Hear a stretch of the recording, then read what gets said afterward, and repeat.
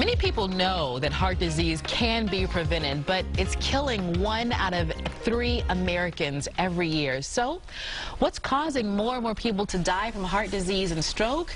Joining me is David Foreman. He's the herbal pharmacist and author of 4 Pillars of Health, Heart Disease. Welcome back. So tell me about your book, because it's called 4 Pillars of Health, Heart Disease. Right. Well, backtrack. Heart disease, you know, it's like that big umbrella that so many different diseases really fall under. Tell me about heart disease. Well, heart disease, you kind of mentioned it. It's the #1 killing disease in the United States. It's actually the #1 killing disease around the world. 1 out of every 3 people die from some form of heart disease. What is heart disease? You know, some people call it cardiovascular disease. Okay. You know, and they're both the same thing. Any disease that affects your heart or the vessels, you know, your veins and arteries, capillaries, or the blood, that's a form of cardiovascular disease. So if you have high blood pressure, that's a form of cardiovascular / heart disease. Pick the word that you know that's friendlier to you. If you've had a stroke, that's a form of heart disease. If you have high cholesterol, people don't want to hear that, but if you have high cholesterol, that's a form of heart disease. And yet, all of those things that I just mentioned are risk factors as well for other forms of heart disease. So, yeah, I know, it's kind of crazy. Like that goes deeper. It goes much deeper, and it's funny because in my book, I'm a science guy. I'm a pharmacist by trade. I owned a pharmacy for years. Got into natural medicine. I'm sitting on an advisory, scientific advisory board for an organization called Organic and Natural Health Association.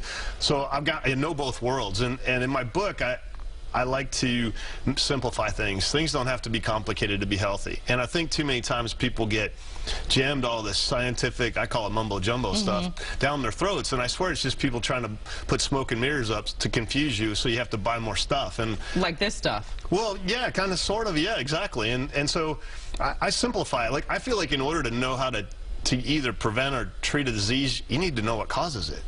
Well, now, for many people, though, isn't it hereditary, and it's kind of hard to stop if it's hereditary? All right, so that's me. For that topic, heart disease runs in my family. Grandparents, mom and dad, my sister. I mean, my grandparents are deceased. My parents are still alive, and, you know, they take medications to deal with, you know, their stuff. But, you know, part of it is hereditary. So this is the way I look at any disease. How many risk factors are there? Okay. All right. And then I divide them up in my book into controllable and uncontrollable. Okay. What's uncontrollable? Uncontrollable for me is I'm a dude. All right. So men have an increased risk of heart disease. Okay. Women, once you've gone through menopause, we equal out. Okay. So it doesn't matter whether you're a man or a woman. Once you've gone through menopause, it's equal. So I can't change that. Age. I can't change how old I am. I'm going to be 52 in June, so I can't change that. Over 50, that's a strike 2. Okay. Genetic predisposition. I have a family, can't change that. So people are like, man, I'm out, you know, that's 3 strikes, Dave's out. Right. No, it's not true. These are a lot of other things that can contribute. And so what I really tell people is to go after those things that are controllable risk factors. Really quickly, because one of your 4 pillars, you said to keep this at bay, I guess is the best way that I can say it, is spirituality. What do you mean by that? Well, spirituality for me is, I'm a Christian, so for me it's, you know, reading my Bible every day, going to church, prayer. I do fasting and prayer. But part of what comes out of spirituality is just an inner peace, and especially with the topic of cardiovascular heart disease, stress is one of the biggest controllable risk factors. And people say, you're crazy, man. You know, I've got 2 jobs and, you know, my 3 kids. Yeah, right. I'm a single parent. Single parent, and, you know, all these things. And how do you manage it? And, well, you know, I get my exercise. I make sure I have supplements that I take. There's all these different things that I do to hopefully. I mean, for me, prayer. So it's that no matter you know what religion, and maybe not even a religion that you kind of identify with, it's that being able to decrease the stress by having some quiet time throughout your day or week or month. Yeah, I mean, there's a woman that I'm a big fan of, Louise Hay. Louise Hay, her belief is that there's a underlying thought or emotion that causes a disease. And for her, she gives you affirmations. And there's 3 supplements I think that we should all take on a daily basis, whether you have a condition or you don't want to have it. And so the first one is, I have these 2 bottles here, just to give you an example, it's so easily found, is an ingredient called vitamin K2. Okay. So vitamin K comes in 2 forms, K1 and K2.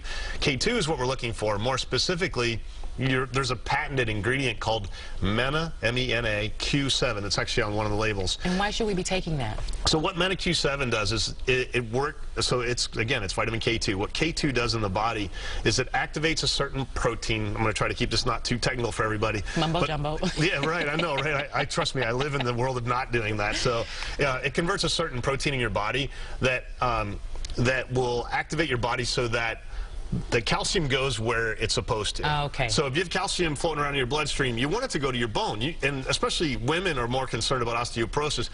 But for me, I'm worried about hardening of the arteries. Right. So if that calcium's floating around in my bloodstream, so what MENA Q7 does is it drives the calcium to where it's supposed to go, out of your bloodstream. And there's studies showing where it increased elasticity over years.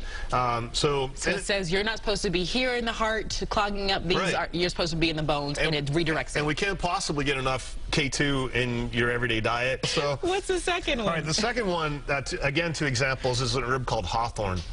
Hawthorn is what I like to call a tonic for the heart. Anytime we talk about tonics in natural medicine, they kind of are the yin and yang thing going on. So for someone that has high blood pressure, it'll bring it down. For someone that maybe is hypotensive or low blood pressure, it can actually bring it up. Okay. It helps the contractility, the pumping of the heart.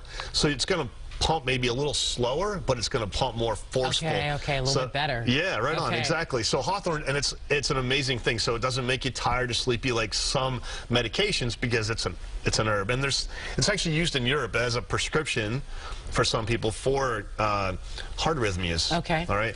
And then the third one. The third one is actually an antioxidant. I believe in every health challenge there's certain antioxidants that are better than others. And for this, a lot of people have heard of the antioxidant CoQ10. Of course. Especially if you've been taking. We give it to our dogs now. Do you? Well, they have it in really? Yeah, wow. I've seen it like in dogs now. I haven't seen that. That's pretty. And I have a chocolate lab. Boy, I'm feeling like a bad daddy right now. So but I mean, it's not a supplement for them. They give it to the dogs as they age. Wow. So yeah, that makes sense. I mean, it's a powerful antioxidant. Normally the body makes it, but as we age, you don't make as much and you don't convert it. So this is actually my bottle. I take a form of it called ubiquinol. Okay. Ubiquinol is just the active form. As you get older, your body can't convert CoQ10 into ubiquinol, so it's better just to take it by itself. And the reason you take antioxidants, everyone, is to decrease the amount of inflammation in your bloodstream. Anything we can do to decrease inflammation will decrease the possibility of cholesterol and plaque forming in your arteries. Now, really quickly, are these kind of, with supplements, is it just kind of that daily rec dose that you need, or are you storing up so that, you know, as you age, it gets better? Well, it's kind of interesting. The answer is yes and no. Okay. All right, so generally speaking, you take these every day, and it's not necessarily going to build up, so to speak.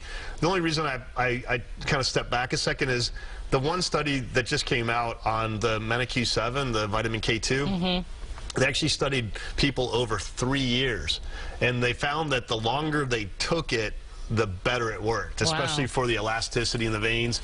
And actually they tested the bone strength, bone density and bone strength. So that was one of those things where I don't know if it necessarily builds up, but the effect is, if I take it for a year, like I started taking it, honestly, I started taking MENA Q7 about 2-3 weeks ago, because I read about it. I'm like, man, everybody needs to be on this stuff, because you don't want hardening. No, but I shouldn't really necessarily. It's one of those things where I'm going to be like, man, I gotta wait till I'm 55 to know what this stuff's doing for me. But I know the studies are there to show me that it does. Right, right. Well, this has been just wonderful. I mean, it's been an education. Thank you for joining us. So we got a K. MENA Q7 is really what you want to look for. Hawthorn and ubiquinol or CoQ10. All right, and and pick up his book also too, 4 Pillars, Heart Disease, David Foreman. Thank you so much. So for more information on his book, as we mentioned, 4 Pillars, Heart Disease, go to his website, herbalpharmacist.com.